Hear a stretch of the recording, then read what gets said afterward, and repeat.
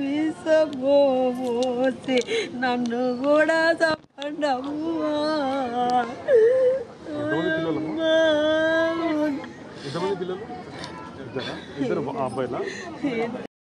నమస్తే.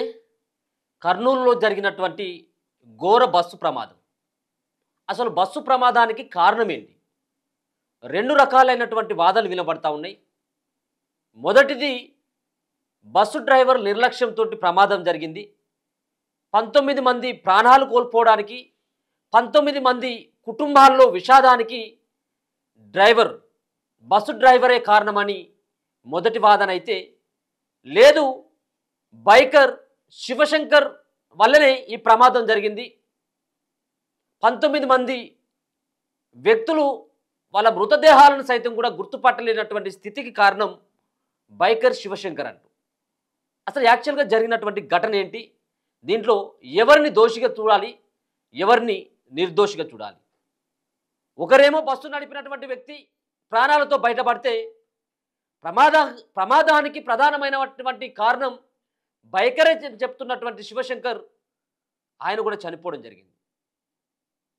దీంట్లో ముఖ్యంగా బస్సు డ్రైవర్ గురించి కనుక మాట్లాడినట్టయితే ఉంటే, ఒకటేమో హైదరాబాద్ నుంచి చీకట్లో బయలుదేరినటువంటి బస్సు కర్నూలుకు చేరగానే, కర్నూలు చిన్న టేకూరుకి చేరగానే ఎదురుగా ఉన్నటువంటి బైక్ అప్పటికే కింద పడి ఒక ప్రాణం కోల్పోయి బైకు నడి రోడ్డు మీద పడితే కనీసం బైకును సైతం కూడా గుర్తించలేనటువంటి స్థితిలో ఆ డ్రైవర్ ఎందుకున్నాడు.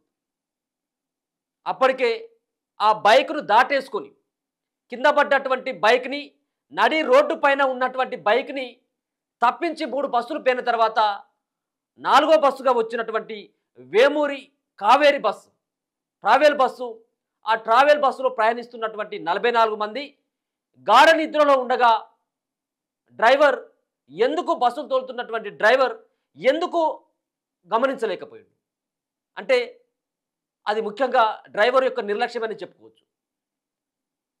ఒక పక్కన బైకర్ పైన అనేక రకాలైనటువంటి నిందలు పడతా ఉన్నాయి. బైకర్ది దీంట్లో మనం తప్పుగా చూడాలా? ఎందుకు అంటే, సరే బైకర్ చేసినటువంటి విన్యాసాలు కావచ్చు, బైక్ మీద పెట్రోల్ బంకులో ఆయన చేసినటువంటి అలచలు కావచ్చు, తాగిన మత్తు అంటూ మరో పక్కన ఇదంతా కూడా రకరకాలైనటువంటి వాదనలు వినపడతా ఉన్నాయి. ఒకటేమో అప్పటికే బస్సు డ్రైవర్ చెప్తున్నటువంటి మాట, వర్షం వస్తుంది, అలాగే నైట్ పూట ప్రయాణం, దానివల్ల నాకేం కనబడలేదని. మరి వర్షంలో ప్రయాణిస్తున్నటువంటి బైకర్ సైతం కూడా ముందుగా బస్సులేమో అద్దాలు ఉంటాయి, వైపర్లు ఉంటాయి, హెడ్లైట్స్ సైతం కూడా పెద్ద వెలుతురులో వెళ్తుంది బస్సు. ఆ బస్సు అప్పటికే ఆ సంబంధించినటువంటి ఏదైతే వేమూరి కావేరి ట్రావెల్స్ బస్సు కాబట్టి అదంతా కూడా మనం ఉదయం ఏ విధంగానైతే ప్రయాణిస్తూ ఉంటామో ఆ వెలుతురులో, బస్సుకున్నటువంటి హెడ్లైట్ల వెలుతురులో సైతం కూడా ఉదయం ఏ విధంగా ప్రయాణిస్తూ ఉంటామో రాత్రులు కూడా అదే రకంగా ప్రయాణిస్తూ ఉంటాం. ఎందుకంటే మనం తెల్లారులుగా ప్రయాణిస్తున్నట్టుగానే ఆ వెలుతురు అంతా ఉంటా ఉంటుంది. బైకర్కి అటువంటి సిచ్యువేషన్ కాదు. ఎందుకంటే అప్పటికే వర్షం వస్తుందని చెప్పేసి చెప్తా ఉన్నారు కాబట్టి వర్షంలో తడుచుకుంటూ వెళ్తూ ఉన్నాడు. స్కిడ్ అయ్యేటువంటి బండి స్కిడ్ అయ్యేటువంటి అవకాశం కనబడతా ఉంటుంది. ఒకవేళ స్కిడ్ అయినట్టయితే ఉంటే అప్పటికే ఆయనతో పాటు బైకర్ అయినటువంటి శివశంకర్తో మరో వ్యక్తి ప్రయాణిస్తూ ఉన్నాడు. అదే వాళ్ళ ఫ్రెండ్ అయినటువంటి ఎర్రిస్వామి అలియాస్ నాని. ఆయనను పట్టుకొని విచారించినట్టయితే ఉంటే పోలీసుల ముందు ఆయన చెప్పినటువంటి అంశాలు ఏంటిదంటే, శివశంకర్ నా దోస్తు, అర్ధరాత్రి వాదించినా కానీ మనం వెళ్దామని చెప్పేసి అన్నటువంటి విషయంతో పాటు బస్సు రాకముందుకే, బస్సు ప్రమాదానికి గురి కాకముందుకే అప్పటికే మా బండి స్కిడ్ అయిపోయింది, పక్కనున్నటువంటి డివైడర్ని ఢీకొని డివైడర్ పక్కన శివశంకర్ మృతదేహం, నడి రోడ్డు పైన బండి పడిపోయి ఉంది. మా ఫ్రెండ్ను కాపాడడం కోసం రోడ్డు పైన ఉన్నటువంటి శివశంకర్ని రోడ్డు సైడ్ చివరికి తీసుకురావడం జరిగింది. దాని తర్వాత బండిని కూడా పక్కకు తీద్దామనేటువంటి లోగానే ఈ ప్రమాదం జరిగిందని చెప్పేసి అంటా ఉన్నాడు. మరి దీంట్లో బైకర్ అయినటువంటి శివశంకర్ని, చనిపోయినటువంటి శివశంకర్ని ఏ విధంగా మనం బదనం చేయాలా? ఏ విధంగా ఆయనను దోషిగా మనం తేల్చాలా? నిజంగా తాగినటువంటి వ్యక్తి రోడ్డు మీద బండి పెట్టి పార్కింగ్ చేసి నడి రోడ్డు పైన అల్చల్ చేస్తూ ఈ ప్రమాదానికి బస్సు కనుక గురైనట్టయితే మనం 100% భద్రం చేయాల్సిందే. కానీ అప్పటికే బండి స్కిడ్ అయ్యి వర్షంలో తడుస్తూ, వర్షం వస్తుంది కాబట్టి బండి స్కిడ్ అయిపోయో తాగినటువంటి మత్తులోనే రోడ్డు పైన బండి పడితే దాన్ని తప్పించాల్సినటువంటి ఈ యొక్క డ్రైవర్ నిర్లక్ష్యంతో ఈ ప్రమాదం జరిగిందని మనం 100% నిర్ధారించాల్సిందే. ఎందుకంటే అప్పటికే 200 నుంచి 250 మీటర్ల దూరం, అంటే పావు కిలోమీటర్ వరకు బస్సు కింద పడ్డటువంటి పల్సర్ బైకు డబేలుమని సౌండ్ వచ్చిన తర్వాత కనీసం ఆపకుండా, సరే సడన్ బ్రేక్ వేయలేదు అనుకుందాం, సడన్ బ్రేక్ వేసినట్టయితుంటే ఇంకా పెద్ద ప్రమాదం. బస్సు ఒకవేళ కనుక 120 స్పీడ్లో వెళ్తే సడన్ బ్రేక్ వేస్తే మళ్ళీ పల్టీలు కొట్టేటువంటి అవకాశం ఉంటుందని చెప్పేసి డ్రైవర్ కూడా తెలుసు. కాబట్టి కొంత నువ్వు ఒక 50 మీటర్లు దూరం వరకు నువ్వు ఆపినా కానీ ఇంత ప్రమాదం జరిగేది కాదు.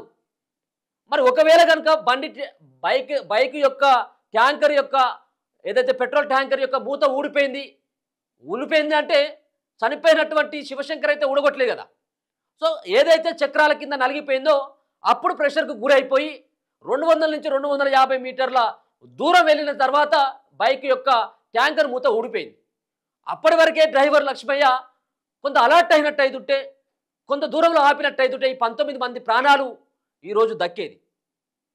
కానీ ఆ 19 మంది కుటుంబాల్లో విషాదానికి గురైనటువంటి వ్యక్తులు ఎవరు?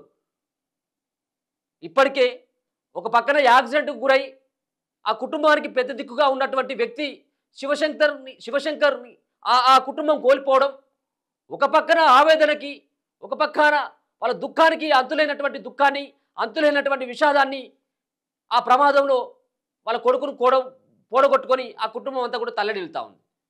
మరో పక్కన 19 మందికి చావుకి ఈ యొక్క శివశంకర్ బైకరే కారణమంటూ చనిపోయినటువంటి వ్యక్తి పైన అనేక రకాలైనటువంటి నిందలతో ఆ కుటుంబం ఉక్కిరి బిక్కిరి అవుతా ఉంది. ముఖ్యంగా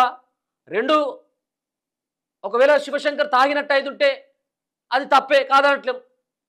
కానీ పల్టీ కొట్టినటువంటి రోడ్డు మీద పడిపోయినటువంటి ఏదైతే ఆ పల్సర్ బైక్ని సరే గుద్దిన తర్వాతనైనా, దాన్ని ఢీ కొట్టిన తర్వాతనైనా కనీసం బస్సు డ్రైవర్ ఆపినట్టయితుంటే ఇక ఈ విధమైనటువంటి ప్రమాదం చోటు చేసుకునేది కాదు అనేది మనకు స్పష్టంగా అర్థమవుతా ఉన్నది.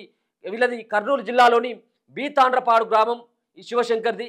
మరో వ్యక్తి అయినటువంటి ఏదైతే ఎర్రి స్వామిని ఎక్కించుకొని దాదాపుగా 2 గంటల 40 నిమిషాలకి జరిగినటువంటి ఈ ప్రమాదం మరి 19 మంది యొక్క ప్రాణాలను కోల్పోవడానికి కారణమైనటువంటి ఒక బస్సు కావచ్చు, ఒక బైక్ కావచ్చు. నిజంగా ఒక దురదృష్టకరమైనటువంటి ఒక సంఘటనగానే చెప్పుకోవాల్సినటువంటి అవసరం ఉన్నది. 300 రూపాయల పెట్రోల్ కొట్టించిండు కేవలం 1 కిలోమీటర్ నుంచి 1.5 కిలోమీటర్న్నర దూరంలోనే. అంటే పెట్రోల్ ట్యాంకులో ఒకవేళ ఆ 300 రూపాయల పెట్రోల్ లేకున్నట్టయితుంటే ఇంత పెద్ద ఎత్తున ప్రమాదం జరగకపోవచ్చు. ఎందుకంటే పెట్రోల్ తక్కువ ఉన్నప్పుడు కొంత మంటలు అంటుకునేసరికి కొంత లేట్ అవుతుంది.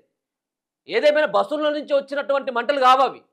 పెట్రోల్ ట్యాంకు బండికి ఉన్నటువంటి పెట్రోల్ ట్యాంక్ మూత ఊడిపోవడం, అది 200 మీటర్ల వరకు బస్సు ఆ బండిని లాక్కపోవడంతో చెరిగినటువంటి ఏదైతే చెలరేగినటువంటి నిప్పురవ్వలు ట్యాంకు మూత ఊడిపోవడంతో పెట్రోల్ కింద కారడంతో జరిగినటువంటి ప్రమాదం అయినప్పటికీ దీన్ని ఏ విధంగా మనం నిందించవచ్చు? ఒక్కసారి మీరు కూడా కామెంట్ చేయండి. మీరేమనుకుంటారు?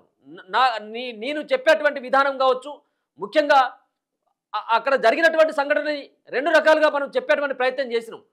కానీ ఎక్కువ మొత్తంలో బైకర్దే తప్పు అనేటువంటి విధంగా, బస్సు డ్రైవర్ ఏదో సేఫ్ అన్నటువంటి విధంగా రకరకాలైనటువంటి ప్రచారం అయితే అవుతా ఉన్నది. మనం ఎట్లా చెప్పగలుగుతాం చెప్పండి? ఇప్పుడు బస్సు డ్రైవర్ ఒకవేళ చాకచక్యంగా కనుక 50 మీటర్లు 100 మీటర్ల దూరంలో ఆపినట్టు అవుతుంటే ఇంత పెద్ద ప్రమాదం అయితే జరగపోవు కదా. ఒకటి. రెండో అంశం, బస్సులో ఉన్నటువంటి లోపాలు కావచ్చేమో. బస్సులో ఉన్నటువంటి 2 డ్రైవర్లు, ఒక క్లీనరు, వీళ్ళు ముగ్గురు బయటపడ్డారు. మరి ఆ క్షణంలో ఎందుకు అలర్ట్ చేయలేదు? అలర్ట్ చేయాల్సింది కదా. ఎమర్జెన్సీ డోర్లు ఏడుంటాయో తెలియదు. ఒక పక్కన ముందున్నటువంటి డోరు కూడా ఓపెన్ కాకపోవడం, ఇది బస్సుకు సంబంధించినటువంటి డ్రైవర్ యొక్క నిర్లక్ష్యమే అనుకోవచ్చు మనం. సో జరిగినటువంటి సంఘటన ఇది, ప్రచారం ఏమో అదైతా ఉన్నది. సరే ఏదేమైనప్పటికీ కూడా సరే ఆ బస్సు ప్రమాదంలో శివశంకర్ చనిపోలేదు. ఆ నష్టపరిహారమో లేకపోతే ఆ ప్రాణానికి విలువ కట్టినటువంటి ప్రభుత్వాలు ఇచ్చినటువంటి నష్టపరిహారం అవసరం లేనప్పటికీ ఒక పక్కన ఆ విధమైనటువంటి నిందలు చనిపోయినటువంటి శివశంకర్ పైన వేయకూడదని చెప్పేసి ఆ కుటుంబ సభ్యులు, శివశంకర్ సంబంధించిన కుటుంబ సభ్యులైతే వాళ్ళు ఆవేదనని వెళ్ళగక్కుతా ఉన్నారు. సో దీంట్లో మీరు కూడా ఒకసారి కామెంట్ చేయాలి, ఎవరిది తప్పు, బైకర్ది తప్ప లేకపోతే బస్సు డ్రైవర్ది తప్ప అనేది కూడా ఒకసారి మీరు కూడా కామెంట్ చేసేటువంటి ప్రయత్నం ఇది చేయండి. చూస్తూనే ఉండండి మన తొలి వెలుగు.